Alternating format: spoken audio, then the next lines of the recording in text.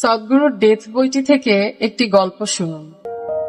মহাভারতের মূল কুশীলব পঞ্চপাণ্ডব একদিন গভীর জঙ্গলে হারিয়ে গেল।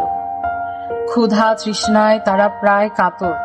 অনেক তন্ন তন্ন করে খাদ্য ও পানীয়ের সন্ধান করতে করতে অনেকদিন বাদে তারা একটি জলাধার আবিষ্কার করলো।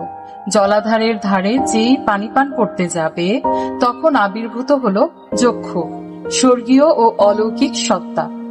একটি সাদা সারস পাখির রূপে আবির্ভূত যক্ষ বললেন, আগে তার প্রশ্নের উত্তর দিতে হবে, তবেই জলপান করতে দেওয়া যাবে।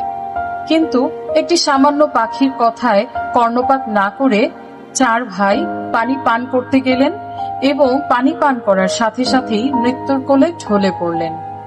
বড় ভাই যুধিষ্ঠির খুবই বিনীত এবং ধার্মিক। তিনি নিজেকে নিয়ন্ত্রণ করে নিজের তৃষ্ণাকে নিবারণ করে যক্ষের প্রশ্নের উত্তর দিতে চাইলেন। জীবন সম্পর্কে একগাদা প্রশ্ন ছুড়ে দিল যক্ষ। যুধিষ্ঠির প্রায় সব প্রশ্নের সঠিক উত্তর দিতে পেরেছিলেন। তার মধ্যে একটি প্রশ্ন ছিল, জীবনের সবচেয়ে আশ্চর্য বিষয় কি? তখন যুধিষ্ঠির একটি চিরন্তন উত্তর দিয়েছিলেন। উত্তরটি এমন, শত সহস্র জীব প্রতি মুহূর্তে মারা যাচ্ছে।